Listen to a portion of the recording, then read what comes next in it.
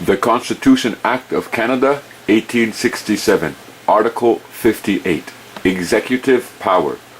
For each province there shall be an officer styled the Lieutenant Governor, appointed by the Governor General in Council by instrument under the Great Seal of Canada. So for each province there shall be a Lieutenant Governor. The Honorable David C. Onley, the Lieutenant Governor of Ontario. The Lieutenant Governor is the representative of Her Majesty the Queen in Ontario. In his constitutional role, notice that constitutional role, the Lieutenant Governor swears in the Executive Council, opens each session of Parliament, and outlines the government plans in the speech from the throne. Now, next one. Provides the royal assent needed for bills to become law. So, here we see that it's the governor or the lieutenant governor's responsibility or duty as a representative of Her Majesty to provide the royal assent to bills in order for them to become law, in order to create enactments or legislation. The Lieutenant Governor of Manitoba. As the guardian of responsible government in Manitoba, the Lieutenant Governor felicitates the smooth functioning of the Constitution and ensures that the democratic will of Manitobans and their elected representatives is respected. Other responsibilities of the Lieutenant Governor include summoning the Assembly to meet, reading the speech from the throne, outlining the government's legislative agenda, and giving assent to bills passed by the Assembly so they can become law, dissolving the Assembly and issuing writs for an election. So again, the Lieutenant Governor has the power or the duty or the responsibility to give assent to bills passed by Assembly so they can become law. Give them royal assent. The Lieutenant Governor of British Columbia. The Lieutenant Governor is the representative of Her Majesty the Queen of Canada in the province of British Columbia, and as such takes precedence over everyone in the province except the sovereign. All legislation must receive royal assent before it becomes law, and must be signed by the Lieutenant Governor. So as we see, each and every province across Canada has a Lieutenant Governor.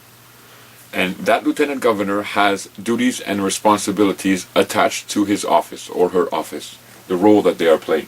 Each province has a Lieutenant Governor. Now, one of the roles or duties that this Lieutenant Governor has is to give something that is called royal assent to enactments. He must pass or say, yes, I agree, you can pass this into law. So all enactments and regulations, like for example, how they collect taxes against a human being or a person in Canada, is they have enacted a regulation. And the Governor General of the province or the Governor General of Canada approved of this enactment, approved of this regulation, and it was given royal assent. That's what it's called. Now, these enactments or legislative rules, they apply or it becomes law only upon persons.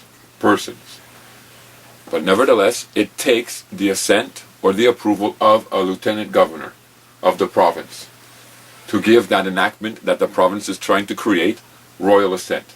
You must have the Lieutenant Governor's approval. Administrator of the Government of Quebec. Section 67 of the Constitution Act of 1867 states that the Governor General in Council may, from time to time, appoint an administrator to execute the office and functions of the Lieutenant Governor during his absence, illness, or other inability. In fact, a standing appointment is made by order in council of the federal government's Treasury Board, assented to by the Governor General. The administrator of the Government of Quebec can therefore act in place of the Lieutenant Governor in the event of the inability of the latter to perform the required duties. Since 1958, so look at that, since 1958, the administrator of the Government of Quebec has been chosen among the senior judges, the judges of the Court of Appeal of Quebec. Current administrator. Since October 6, 2010, the administrator of the government of Quebec is Judge France Thibodeau. So we see in Ontario, British Columbia, Manitoba, and just for the sake of time, I didn't go through all the rest of the provinces, but all the rest of the provinces also have a lieutenant governor. They have an office of the lieutenant governor, and the function or the role of the lieutenant governor is in operation through that representative. However, when you get to Quebec, you see that in Quebec there is no lieutenant governor. That the official role or the capacity of the lieutenant governor is not in operation here in Quebec. So remember, it's the lieutenant governor who gives laws or enactments, force of law, royal assent, the lieutenant governor. But we don't have one here in Quebec. So what you see on Quebec's website, it says, according to Article 67 of the Constitution Act of Canada, that's what they call on. Article 67, it says, from time to time, the Governor General of Canada can appoint an administrator to hold the office of the governor, lieutenant governor. So they say, according to the Constitution Act, from time to time, we can appoint an administrator to hold the office of the lieutenant governor, and that administrator will have the functions or the roles and the duties of the lieutenant governor. So whatever laws must be passed, enactments or regulations, this administrator will have the power to give it royal assent. Now notice that it says from time to time. That's Old English. The Constitution Act was written in 1867. When that expression was used, time to time, it means an indicative of a period of time, a certain time frame. Not a continual action, but a start and a finish to that time frame. This has been going on since 1958. So here in Quebec, we have a Quebec judge that is acting as the administrator over all ascension of rules and regulations that transpire here in Quebec. Now, in order to become a judge here in Quebec, you have to be a lawyer associated with the bar. Therefore, you're associated with the justice system for at least 10 years. 10 years. That's minimum. Plus other qualifications. But that's the minimum to become a judge. So you've created relationships, you've met people, you understand you've been involved in this territory for at least a number of years already before you can become a judge. Now, one of these guys who's gone through all of this gets moved up to the highest position on this chain, the hierarchy, the highest position in this structure as a judge, because he sits as administrator for Quebec, giving royal assent to laws. Any laws that the justice system or any laws that would be created through the politicians or the government, this judge who sits as administrator gives it force of law. Says, yes, it can become a law here in Quebec. Now, when you apply something that's called the Magistrates' Privileges Act here in Quebec, this is an enactment, okay? This is a legislation, a rule of law that this guy here, this one, the administrator who's taken the place of the lieutenant governor, put into force of law. He gave it power here in Quebec in 1998. Now remember, it said that since 1958, here in Quebec, we have an administrator, a judge, sitting as the lieutenant governor, passing laws. And in 1998, he said yes, he passed a law called the Magistrates' Privileges Act.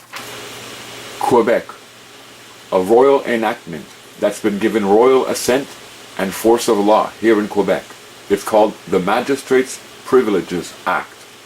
Now, it was given force of law in 1988. 1988. Article 1 reads like this. No action shall be brought against a judge of the Court of Quebec, justice of the peace, or officer fulfilling public duties, by reason of any act done in virtue of a statutory provision of Canada or of Quebec, for the reason that such provision is unconstitutional.